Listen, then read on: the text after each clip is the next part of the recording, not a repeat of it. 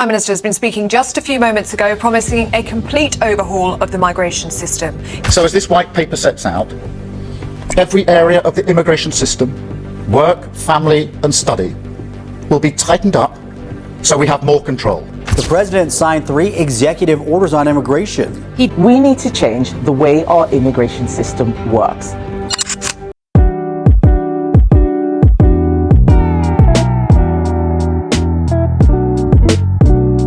All right, guys, let's be real. It is the worst time in the world to be an immigrant. Everyone wants you out of their countries. They think that you're personally responsible for inflation, cost of living crisis, unemployment, traffic, and the list goes on and on. Watching the news feels like you're watching a global game, and immigrants are the main character. Hi, my name is Wande. I recently moved back from the UK to Nigeria, and the biggest question that I've gotten so far is, why did you come back? Which, to be fair, is a very logical question. And I've told people different things. I said, I just couldn't adapt to the workplace culture, the weather, and just my general quality of life. I felt like it was below what I had when I was living in Nigeria. I know that sounds a bit crazy to say, but in my case, at least, it's the truth. The real reason that I came back is because being an immigrant sucks. Just the state of being, because now I realize that it's a state. The state of being an immigrant, being referred to as an immigrant, is not a very pleasant one, and some people might disagree with me, but this is my own opinion. Prior to my going to the UK in 2021, I'd lived in Nigeria all my life. Born, bred, grew up in Nigeria, was a full-blown adult before I decided to travel, right? So I never really understood, that experience of living in a country that is not your own. And it's something that cannot really be explained to you unless you live it. It has to be a lived experience. The first thing that made me think that, this immigrant life might not be for me was just the amount of immigration control that you're under. You have no self-autonomy, literally. Your work, your travel, your family, everything is controlled by the government, by the law, because there's a certain number of days you are allowed to be out of the country. Anything more than that is going to be a problem. There's a certain amount of tax that you have to pay. And to get to that threshold, there's a certain amount of hours that you need to work, so your work, visiting your family, all of those things just feels like it's out of your control. And it was something that I just didn't think I would ever adjust to. The idea that you never really belong to a place, no matter how much you contribute, no matter how much you put in, and the fact that you might be building something there, and at the snap of a finger, a change in policy, an election cycle, all of those things could come crumbling down. And that insecurity and uncertainty about your future just causes a lot of psychological and emotional stress. A lot of people talk about mental health issues in the UK, and I strongly believe that this is one of the reasons. You live under systems where the laws can change at any time, policies can change at any time, and your life is constantly being shaped by decisions that you cannot control. You're constantly being seen as a burden.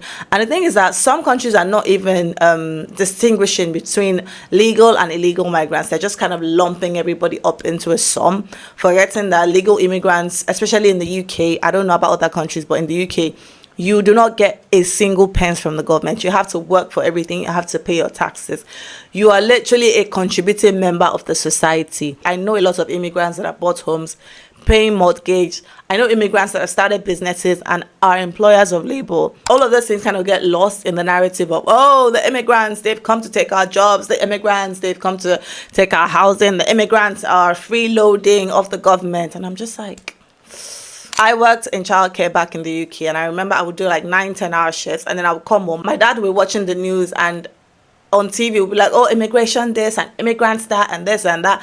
And I would just say jokingly like, oh my gosh, what did we manage to do while we were outside for 9 hours working our butt off, It was a bit demoralizing, right? You put in all of these efforts and you're still constantly being seen as a burden. Now, this is not me saying what the UK is doing is good or it's bad. At the end of the day, I'm of the view that the UK has its sovereign rights to, decide on their immigration policies and determine what is best for them. It's like someone coming to your house and saying, I really love your house. I want to stay here forever. And you're like, no, this is my house. I think I'm kind of tired of you being here now. You need to go home. And the person's like, no, but I want to stay. And you're like, no, it's my house. Get out, right?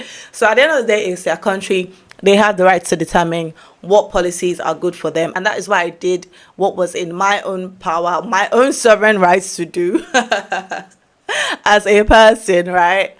And that was to move out of the UK. I just had to check out of a life that looks like you're constantly proving your worth to a system, you know, going through a lot of, you know, discrimination and stereotyping. Because look, at the end of the day, you have co-workers, you have friends, they go home and they watch the news. All of these things that they hear on the news will shape their view about immigrants and will start to lead to certain biases, which they might not say out loud, but, you know, will just be there, and it will show in the way they relate with you, the way they treat you.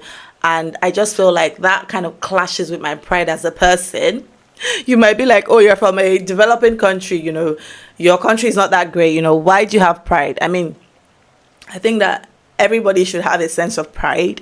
I value myself, I value my time, my energy, my contribution. Being an immigrant is like being on an emotional roller coaster, you know, having that feeling that the rug from underneath your feet can be pulled off at any moment and you literally don't have a say, you have no control.